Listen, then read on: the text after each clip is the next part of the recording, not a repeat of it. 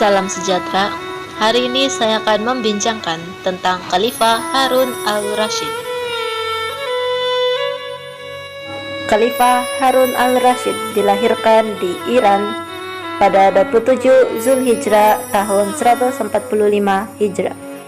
Beliau dilantik menjadi Khalifah Abbasiyah pada malam kewafatan saudaranya Al-Hadi, yaitu pada malam Jumat 16 Rabiul awal tahun 170 Hijrah bersamaan 786 Masehi ketika berusia 25 tahun.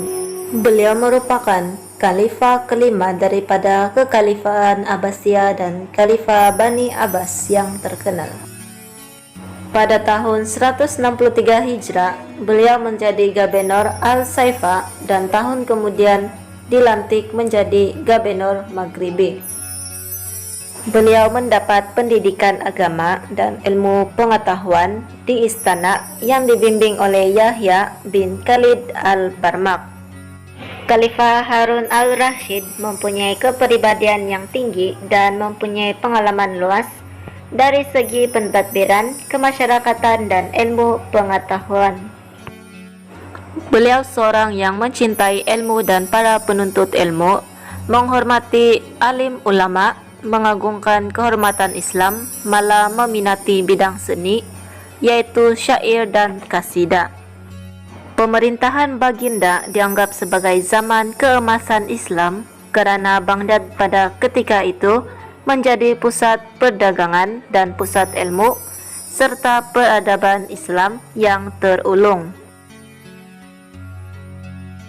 Sumbangan Khalifah Harun al-Rashid.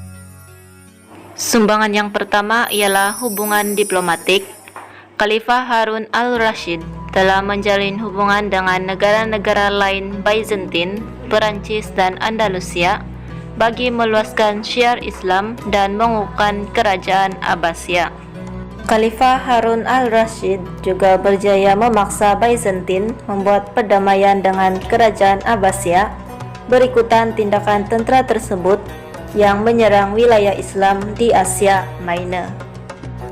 Melalui perjanjian tersebut, Byzantine bersedia membayar 90.000 dirham kepada Khalifah Harun al-Rashid dan membenarkan Islam dikembangkan di Byzantine. Baginda berjaya menawan beberapa wilayah Jerusalem, Yans, Iconium, Ephesus sehingga memaksa Nicephorus tunduk semula serta sanggup membayar ufti kepada kerajaan Islam. Sumbangan yang seterusnya ialah kemajuan intelektual. Terdapat buku-buku yang berupa terjemahan ilmu dari luar ataupun disusun oleh intelektual Islam tergolong dalam kemajuan intelektual. Beliau dianggap sebagai penaung bagi semua kegiatan ilmu pengetahuan karena beliau sering kali menganjurkan majelis forum, syarahan dan perbahasan yang mana akan dihadiri oleh orang ramai dan golongan intelektual di masjid. Pada majelis seperti inilah beliau dapat mengenal lebih ramai ilmuwan yang datang untuk menuntut ilmu daripadanya.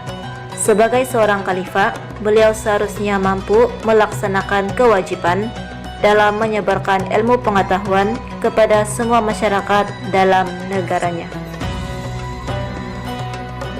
Seterusnya ialah memajukan bidang ekonomi. Dalam bidang ekonomi, Khalifah Harun al-Rashid telah menjadikan kota Baghdad sebagai pusat perdagangan timur dan barat yang terbesar dan tersibuk di dunia.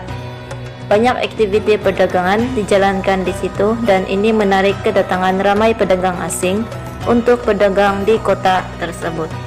Contohnya, pedagang dari India membawa kain dan rempah ratus, pedagang dari China pula membawa teh dan sutra, serta berbagai barangan dagangan lain seperti dari Mesir, Turki, Afrika, dan Syria. Selain kegiatan perdagangan, pertanian juga diutamakan. Untuk itu, Baginda membuka banyak tanah-tanah pertanian yang baharu serta memberikan benih tanaman kepada para petani. Seterusnya ialah penubuhan Baitul Hikmah. Salah satu sumbangan Khalifah al-Rashid yang sangat besar kepada kerajaan Abbasiyah ialah dengan tertubuhnya Baitul Hikmah.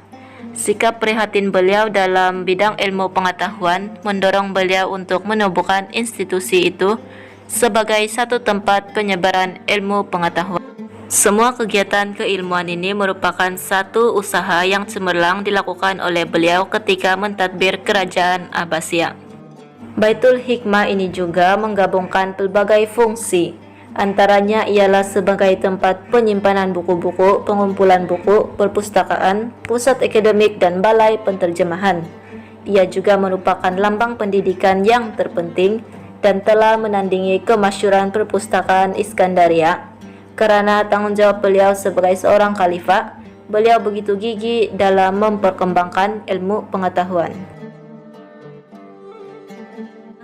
Seterusnya ialah sumbangan dalam aspek pentadbiran. Beliau telah berjaya membanteras segala kekacauan dan pemberontakan di negaranya dengan pelbagai rintangan dan dugaan. Beliau juga telah berjaya dalam peperangan tersebut kerana usaha yang dilakukan berhasil. Antara usaha beliau ialah dengan menyusun semula pasukan tenteranya agar menjadi sebuah pasukan tentera yang berdisiplin dan teratur. Beliau begitu mengambil berat terhadap kredibiliti tentera-tenteranya dan juga memberi pelindungan serta keselamatan untuk kesejahteraan rakyatnya. Keberanian seorang khalifah juga amat penting untuk mentadbir sesebuah negara agar menjadi sebuah negara yang aman. Tanpa ilmu pengetahuan yang cukup, seseorang khalifah tidak akan mampu membawa tentera-tenteranya dalam memerangi musuh untuk mendapatkan keamanan dan kemakmuran.